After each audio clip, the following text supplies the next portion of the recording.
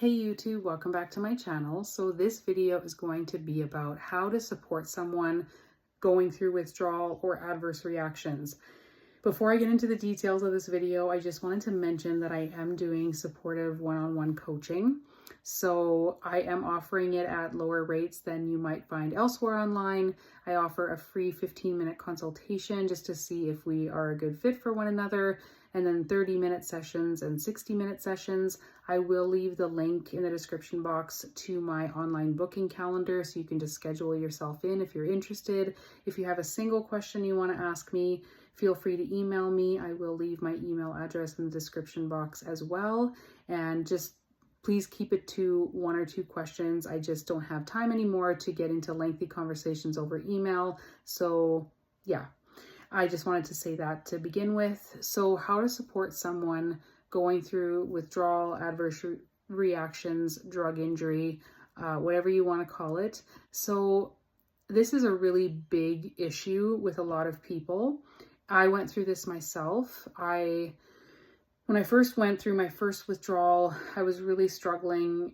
Before I reinstated, I was living with my partner at the time, and I just was struggling so much because I wasn't getting any windows. I was feeling so discouraged, so depressed, hopeless. I couldn't keep a job. I wasn't able to contribute to the finances, the household. I just couldn't sustain it anymore. So at age 30, how old was I at the time? 37. I moved home with my mom because I just thought, okay, I can rest more here and not have to work so much. And it's a much smaller city. It's much cheaper. And so I just wanted to take the time to rest. And my mom hadn't been exposed at all to me and how I was in this withdrawal state. And so it was a steep learning curve. It was very stressful. But during my first withdrawal, once I moved back home and was starting to rest and recover a little bit, although my mental was so bad, if you know my story, I did work very part-time and I worked from home. So I was able to contribute to the household income here. And because during my first withdrawal, I had a lot of symptoms in the acute phase, but then it was mostly just mental after the first year. And so it was really bad mentally, but I was able to work part-time. So I did that. And then when I reinstated at 2.5 years off, everything hit the fan. I was completely debilitated, unable to work, had to quit my jobs, and thankfully was able to get on disability. But if you know, disability does not provide a livable income. So it was very, very, very stressful. It was hard on my mom. She was retired and I was, approaching 40 years old and completely unable to contribute to the household, even though I had been on my own prior to this withdrawal nightmare. I'd been on my own for 17 years, living 3 hours away, completely independent financially and in every other way. And now I'm almost 40, living with my mom, unable to work and on disability, which pays a pittance. So it became very, very, very stressful around here. And I didn't know how to even describe to my mom the hell I was going through. She could see it to a degree. I mean, she could see the involuntary movements. She could see the self-harming. Sorry, that I should have gave a trigger warning there, and all of that. And it was just such a living nightmare, but I couldn't still tell her the torture. I just couldn't describe it in words, what was going on inside my body and mind. And so the first thing that we did when things were really bad, and I was already into this for quite some time when things got so bad, is I had formed a support group online. I've talked about this in many other videos. A bunch of us women we formed a video chat support group. All of us were really bad, damaged by psych drugs. We were all fairly early on in our recoveries, but there was one lady who joined our group who was a mentor for us. She had went through it all, akathisia, everything, and made a full recovery. And so she was able to have a one-on-one conversation with my mom to really describe to her and reiterate and validate what I was going through. Even though I got approved for disability, I got a diagnosis of akathisia and involuntary movement disorder, that was on paper, but still, she just didn't quite grasp the hell that I was going through. And so this woman explained it to her over a video call one day, and my mom just broke down in tears. And I remember her hugging me afterwards and saying, wow, I can't believe what you're going through. And it's crazy because I had been trying to tell her, but you kind of get in this thing where, and I've heard this from other people as well, where the people around you are just tired of hearing about it and they don't know what to believe anymore. They don't have sort of that social proof or that outside validation. And it seems to be really important for the support and caregivers to understand it from another perspective, especially someone who's recovered. Because again, if you're just having the same conversations day in and day out, you're suffering so much, they can form some different opinions about what's going on with you. And if you're invalidated by your doctors, that makes it even worse, which I went through that for a long time. It took me a long time to find someone who validated me and gave me the proper diagnosis. But it can be such a struggle. And so if you can find someone, that's where a coach can come in.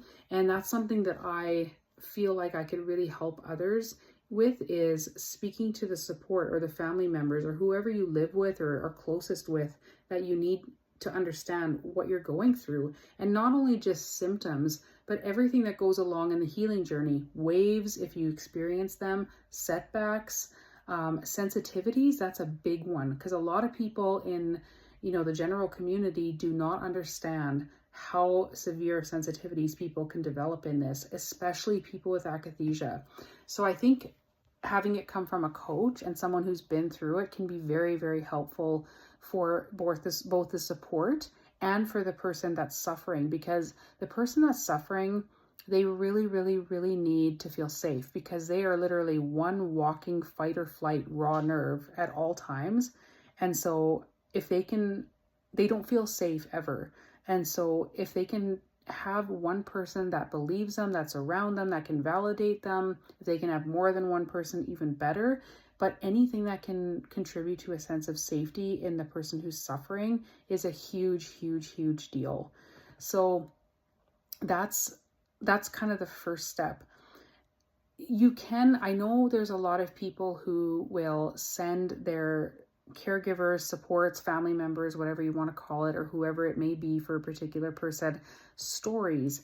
But those aren't always as effective, because it just seems like they're like, well, why would I read this? This is stupid, or you guys are just, I don't know, all being paranoid, or I don't know. I've heard all different kinds of responses, and a lot of times, or sometimes, the person doesn't want to read them or won't take the time to read the stories or whatever. And this can go for medical professionals, doctors as well. You can send them a bunch of stuff, doesn't mean they're going to read it. So it's better than nothing, but it's not as good as having a direct connection to someone who's been there, and especially who's come out the other side. So coaches can be great for this.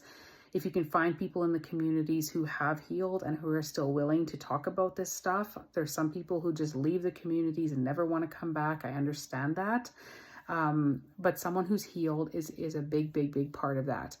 Validation, making them feel safe. So once my mom had that conversation with that lady and hugged me and said, I finally get it.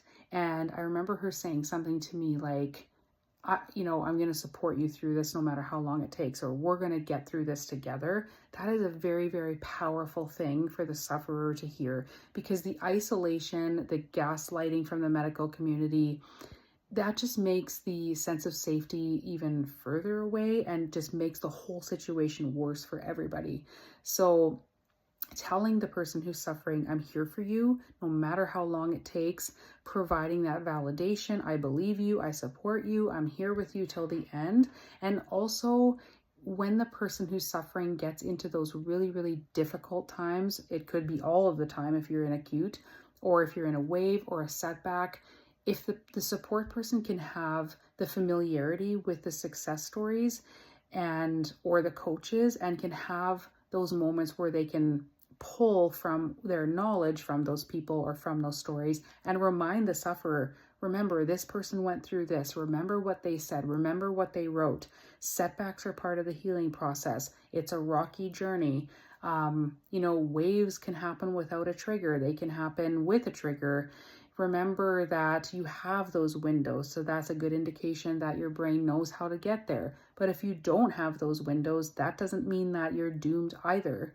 And so just having that sort of voice of reason and voice of comfort and validation and reiteration that, you know, you can come out and you will come out the other side of this. Remember this person's story. Or again, if you have a coach, you can say, hey, you know, I know you're struggling you're really struggling a lot.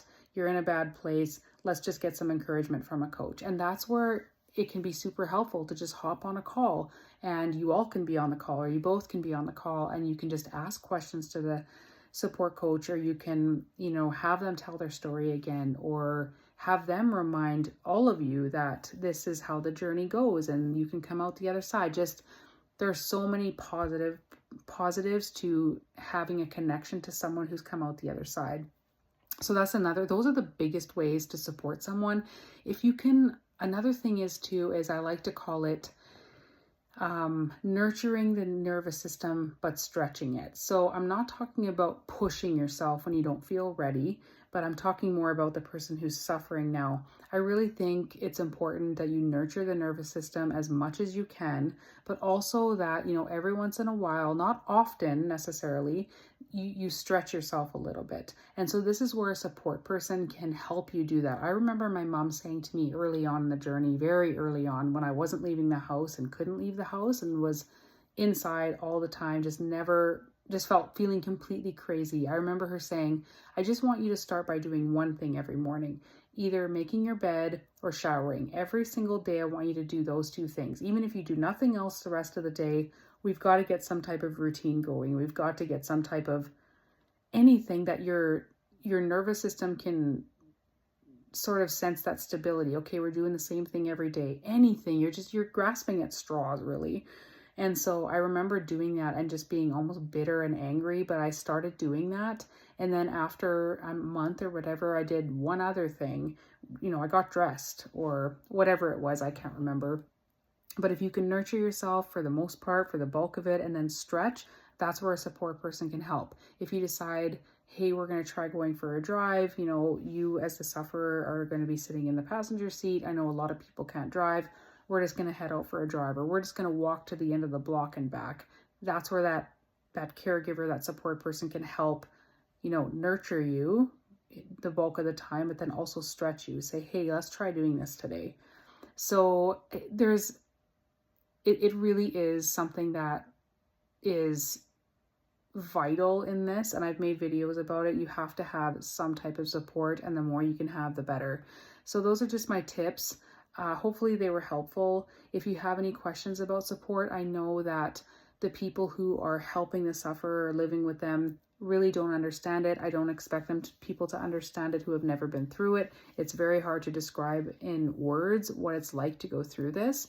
And so if you can, again, stay connected to the community on some level, whether it's through a coach, whether it's through success stories, finding a mentor, and just being able to validate and encourage the person who's struggling, remind them of, you know, the people who have gone ahead of them when they're at their lowest and what it's like, reminding them that, you know, they'll come out of the wave, they'll come out of the setback, and just helping to nurture their nervous system by providing that sense of safety and also stretching them every once in a while, you know, work on a plan together, you know, every 2 weeks or every month, we're going to try one new thing. It's really like starting from the ground up. It really is, and taking baby steps, but it all matters in the long run. And you are such a necessary part of the recovery if you are a support person, family member, someone who lives with this person who's struggling with these horrible drug injuries. So hopefully this video was helpful. Again, if you want to schedule a session, I'll leave the link in the description. If you want to reach out and ask a single question, I'll leave my email address, or you can leave a comment on this video, but I may or may not get to it, or YouTube might decide to make it disappear. So anyway, I will leave it at that, but I hope you all are doing okay. Take care, and I'll see you next time. Bye.